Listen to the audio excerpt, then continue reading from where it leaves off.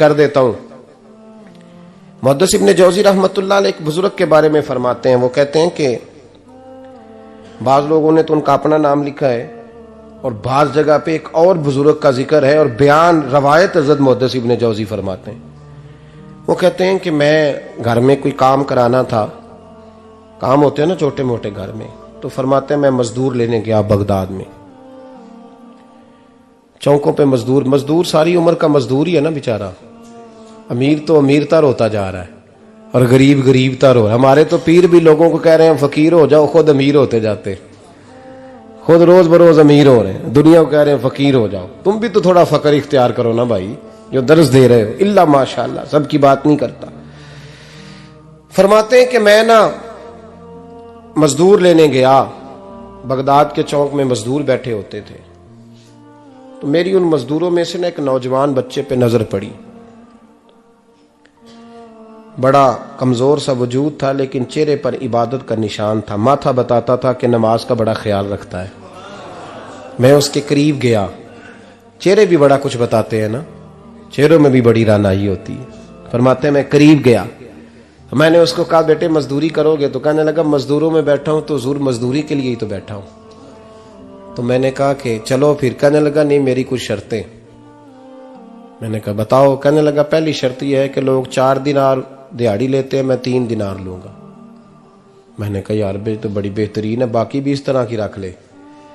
اس نے کہا حضور دوسری شرط یہ ہے کہ میں آپ کی مکمل بات مانوں گا لیکن جب اذان ہو جائے گی پھر آپ کی نہیں سنوں گا.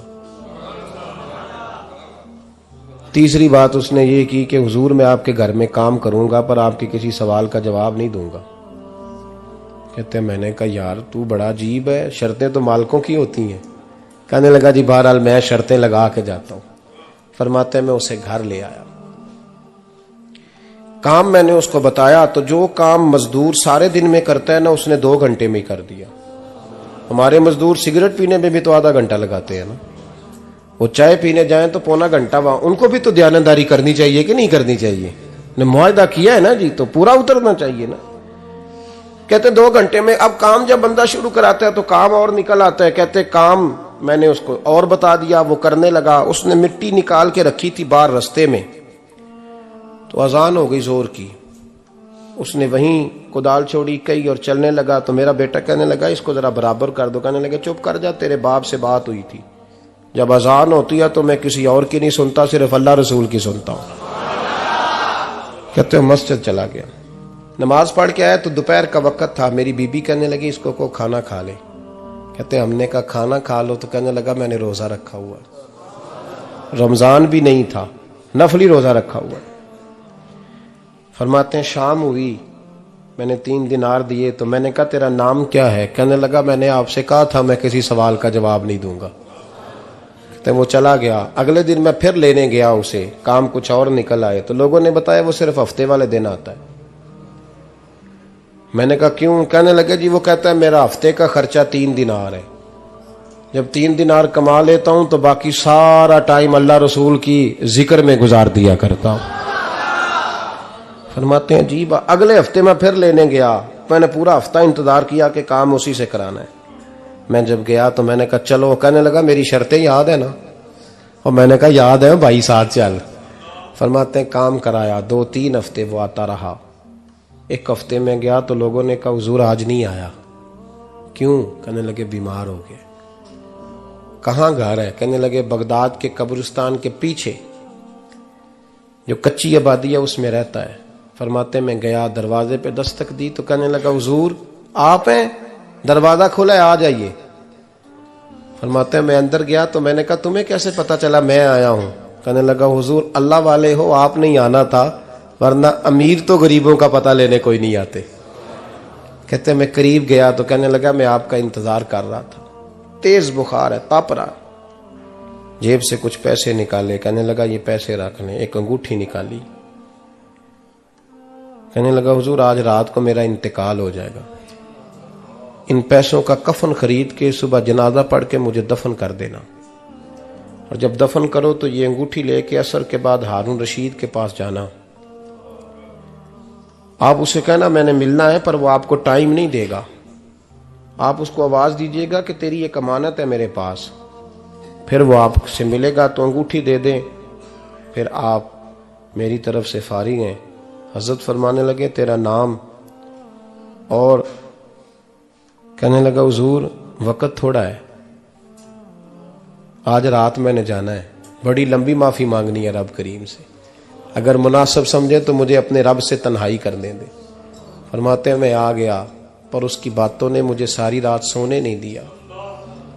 فرماتے ہیں صبح بڑی مشکل سے سورج نکلا، میں گیا دروازے پہ ہاتھ رکھا تو دروازہ کھلا ہوا تھا، اندر داخل ہوا تو خوشبوئیں میرا استقبال کر رہی تھی، جب چہرے سے کپڑا ہٹایا تو اس کا تو انتقال ہو چکا ہے، انتقال ہو چکا ہے، ایسے ہے جیسے کسی کا دیدار کر کے سویا ہے۔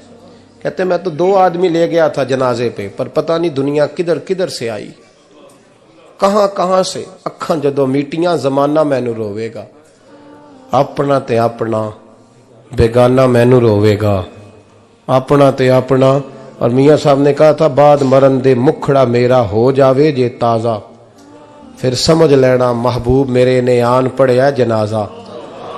اور کسی اردو کے شاعر نے کہا تھا میرے مرنے پہ ہر سو شور مچ جائے گا دیکھو گے، اللہ کو میرے مرنے پہ ہر سو شور مچ جائے گا دیکھو گے، کہنے الوداع سرکار خود تشریف لائیں گے۔ فرماتے ہیں میں تو 2 بندے لے گیا تھا، پر پتہ نہیں مخلوق کہاں کہاں سے آئی، جنازہ پڑا، دفن کیا۔ ہارون رشید کے پاس میں عصر کے بعد گیا، میں نے بلانا چاہا پر بادشاہ تھا، میری طرف دیکھا ہی نہیں۔ میں نے اس کو کہا تیری ایک امانت میرے پاس ہے۔ فرماتے ہیں وہ مجھے کونے پہ لے گیا، کیا بات ہے، کمرے میں بلایا، میں نے انگوٹھی دی۔ ہارون رشید تو چیخے مارنے لگا، کہنے لگا انگوٹھی والا کہاں ہے؟ میں نے کہا وہ تو انتقال کر گیا۔ کہنے لگا مجھے قبر پہ لے چل۔ کہتے میں قبر پہ لایا تو وہ لیٹ گیا، تڑپ کے رونے لگا۔ میں نے کہا میرا کلیجہ پھٹ جائے گا، نہ اس نے کچھ بتایا نہ تو نے بتایا، یہ کون تھا؟ تو ہارون رشید کہنے لگا یہ میرا بیٹا تھا۔ میں نے کہا تیرا بیٹا اور مزدور؟